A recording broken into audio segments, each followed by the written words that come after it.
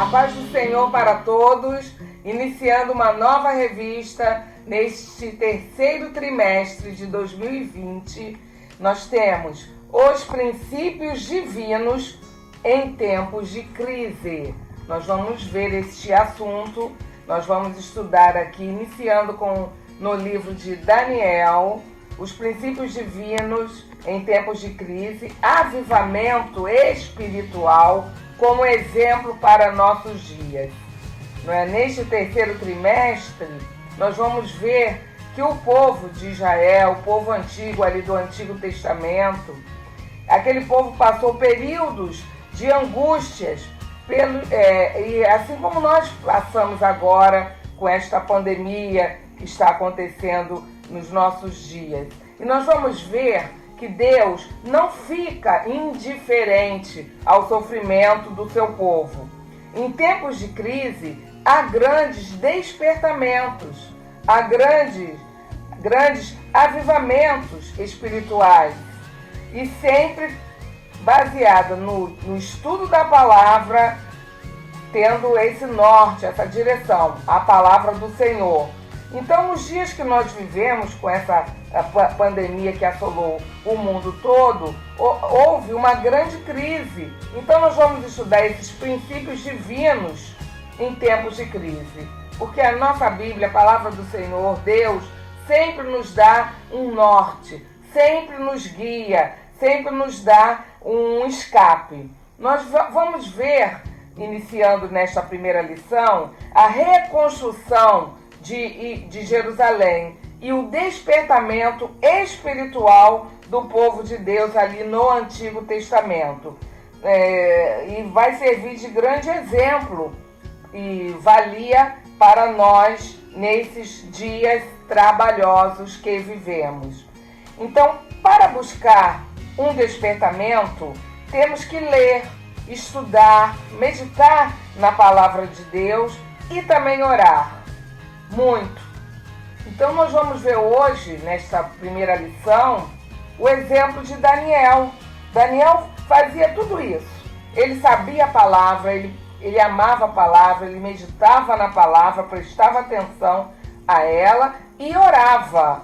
Vamos ver neste resumo. O povo judeu, o contexto, de Daniel, do livro de Daniel. Aconselho que leiam o livro de Daniel. O povo judeu foi levado cativo para a Babilônia. Daniel era um jovem de aproximadamente 15 anos, um adolescente. Ele, entre outros, foi levado também. Muitos anos mais tarde, Daniel viria a ser ia ter um grande conceito ali na terra babilônica, na terra dos caldeus. Nós já sabemos essa história. E Daniel, como bom estudante, estudioso da palavra, ele havia já lido o profeta Jeremias. O profeta Jeremias, anos antes, ele havia profetizado que o cativeiro de Israel na Babilônia duraria 70 anos. E Daniel ali, naquele cativeiro, ali na Babilônia, estava vendo que o tempo da libertação do povo de Deus ali, daquele império babilônico, estava chegando próximo. Estava chegando próximo o término dos anos que Jeremias havia profetizado. Mas Daniel observava que nada havia de sinais acontecendo para que esse grande livramento ocorresse, saírem lá daquela escravidão. Então Daniel orou perseverantemente. Aliás, ele tinha uma vida consagrada a Deus. Não dá nem tempo, nesta lição, de explicar toda a vida de Daniel, todos os acontecimentos que são maravilhosos, livramentos que Deus deu a ele, ao povo de Deus e aos seus amigos, mas ele vivia no temor do Senhor. Então ele foi, Daniel, um exemplo para nós. Orava 3 vezes ao dia. Por que ele orava 3 vezes ao dia? Porque era costume dos judeus orarem 3 vezes ao dia. Alguns das pessoas que foram lá para o cativeiro perderam esse hábito, mas Daniel não, ele continuou. Era padrão no Antigo Testamento orarem 3 vezes por dia, e ele continuou.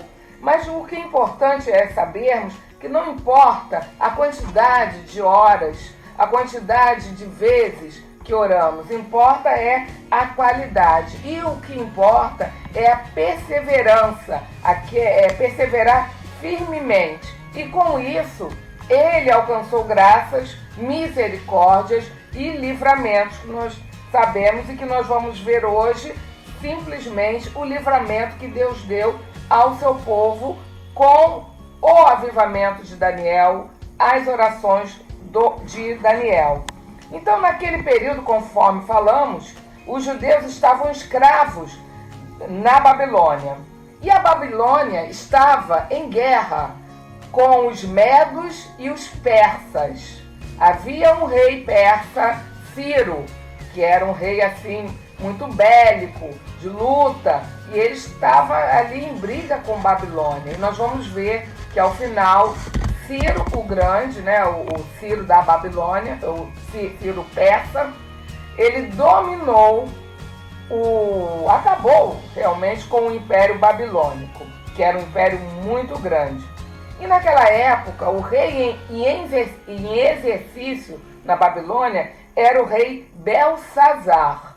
Esse rei, quando Nabucodonosor, que era um rei anterior, dominou ali os judeus, ele pegou todos os utensílios do templo, os cálices, os vasos, tudo que era consagrado no templo judeu, eles pegaram ali como refúgio de guerra e levaram para Babilônia, vasos sagrados inclusive. E esse rei Belsazar estava dando um banquete, uma festa com bebedeiras, aquelas coisas que nós vimos até em filmes, e aqui na Bíblia nós temos relatos. E eles estavam bebendo vinho nos cálices sagrados, nos vasos sagrados, nos utensílios que eram do templo. Eles ali, como que um deboche mesmo, estavam utilizando aqueles vasilhames para beber vinho. De repente, apareceu em uma das paredes ali do local, do salão do banquete, uma mão de um homem, como se fosse a mão de um homem escrevendo alguma coisa na parede. Todo mundo ficou ali aterrorizado, principalmente o rei. E ele então mandou chamar os sábios, os astrólogos, aquelas pessoas para decifrar aquilo. E a mão escreveu Mene, Mene, Tekel e Parsim. Mene, Mene, Tekel e Parsim.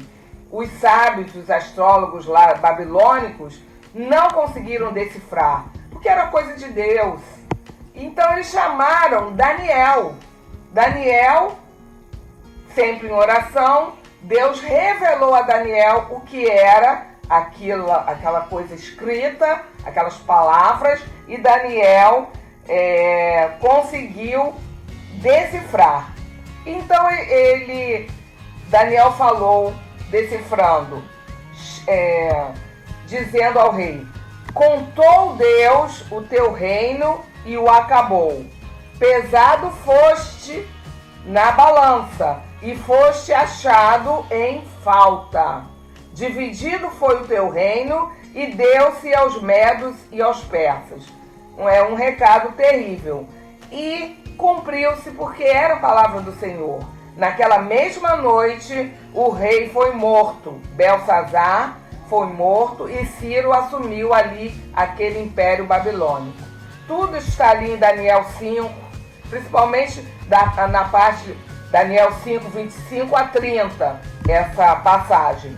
E isso aconteceu, houve a queda do reino babilônico, Ciro, rei da Pérsia, assumiu, foi tudo muito rápido. E para confirmar a palavra de Deus, que Jeremias, anos antes, havia previsto, os 70 anos, Ciro, rei da Pérsia, ele libertou o povo, liberou o povo judeu para voltarem a Jerusalém e Judá, e ainda falou, vão construir um templo, reconstruir o templo do seu Deus, que está lá em Judá, em Jerusalém. E mais, ainda vou dar dinheiro de impostos, de taxas, para vocês reconstruírem o templo.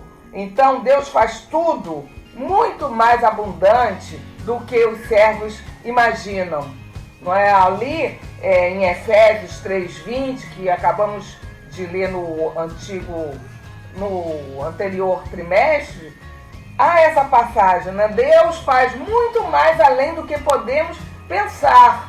Eles queriam ser livres, mas além de ser livres, o Ciro, rei da Pérsia, rei persa, que nem era daquela religião, não adorava o nosso Deus, ele ainda falou, vou ajudar a construir, a reedificar o templo. E as despesas foram pagas, retiradas de tributos. Então, tudo resposta divina às orações de Daniel.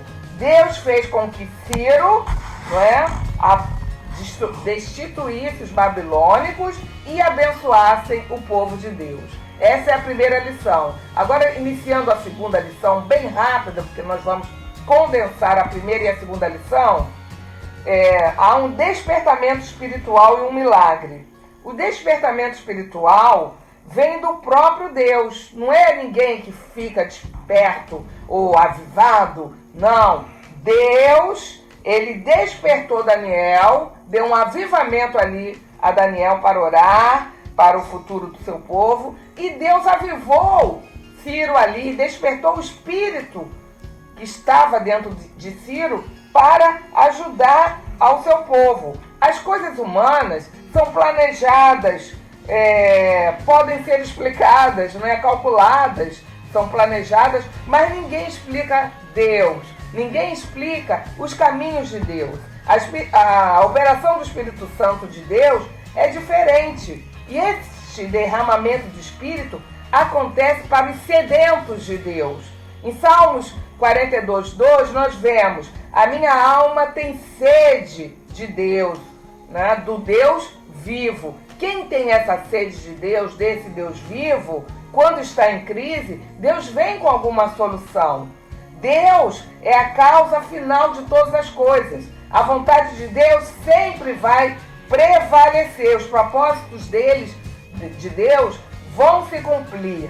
Foi assim com Ciro, foi assim com Daniel, foi assim com o povo de Deus. E eles entraram naquele cativeiro babilônico, entraram naquela crise, por quê? Porque o povo de Deus, o povo judeu, estava frio espiritualmente, estavam enfermos espiritualmente. Então houve aquela grande crise. Hoje nós estamos numa grande crise.